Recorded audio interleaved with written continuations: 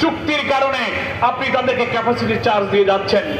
এই অর্থমন্ত্রী আমির খসরু সাহেব আইএমএফ এর শর্ত পূরণ করার জন্য বৈঠক করে আইএমএফ শর্ত দিয়েছে বিদ্যুতের দাম বাড়াও।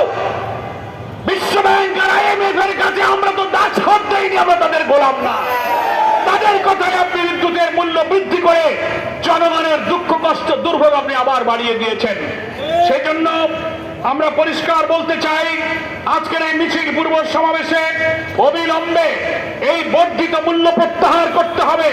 বিদ্যুৎ সেক্টরে আপনি যে দাম বৃদ্ধি করেছেন, এই গ্রাহকদের ভোগান্তি কমিয়ে বরং বিদ্যুৎ সেক্টরের সমস্ত দুর্নীতি, অনিয়ম, সিস্টেম লস, অব্যবস্থাপনা এবং হাজার হাজার কোটি টাকা প্রতি বছর যে ক্যাপাসিটি চার্জ ক্যাপাসিটি চার্জের নামে আপনি যে টাকা দিচ্ছেন সব দলীয় লোকদের পকেটে আছে, এইগুলো বন্ধ করে বিদ্যুৎ সেক্টরকে আপনি রক্ষা করুন।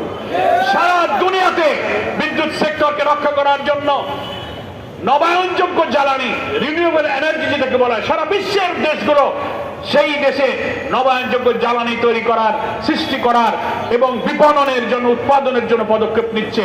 বাংলাদেশে সেই দিকে একটি পদক্ষেপ না নিয়ে আপনারা সাধারণ গরিবের উপরে আপনি বলার উপরে খাড়া ঘা দিচ্ছেন। প্রিয় বন্ধুগণ, বাংলাদেশ জামায়াত ইসলামীর পক্ষ থেকে আমরা তাই নিন্দা জানাতে চাই।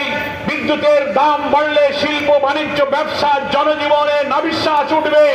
একের পর এক 2 বছর মধ্যে আপনি দাম বাড়াবেন না কথা দিলেন, 3 মাসের মধ্যে দাম বাড়ালেন। সামনের 5 বছরে জনগণের রক্ত চুষে আপনারা হয়তো খেয়ে ফেলবেন, সে ব্যাপারে জনগণ কিন্তু আতঙ্কিত। অবিলম্বে সিদ্ধান্ত থেকে ফিরে আসুন। আসল কাজ করতে পারেন না। ব্যাংকের গ্রাহকরা যদি ব্যাংক রক্ষার জন্য আন্দোলন করে, সেখানে আপনি গুলি চালাতে পারেন, রক্তাক্ত করতে পারেন, দুর্নীতিবাদ, ঋণ খেলাপিকে আপনি চেয়ারম্যান নিয়োগ দিতে পারেন, জনগণের দুর্ভোগ কমানোর কোনো পদক্ষেপ নিতে পারেন না। আজকের এই বিক্ষোভ মিছিল পূর্ব সমাবেশ থেকে এই সমস্ত গণবিরোধী পদক্ষেপ বন্ধ করার জন্য আবেদন জানাই। 7 তারিখে সংসদ অধিবেশন বসবে, বাজেট পাস হবে।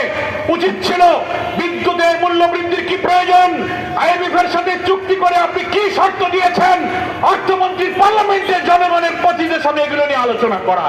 আপনি পার্লামেন্টে না তুলে সংসদের আগেই আপনি গতকালকে বিদ্যুতের মূল্য বৃদ্ধির সিদ্ধান্ত দিলেন।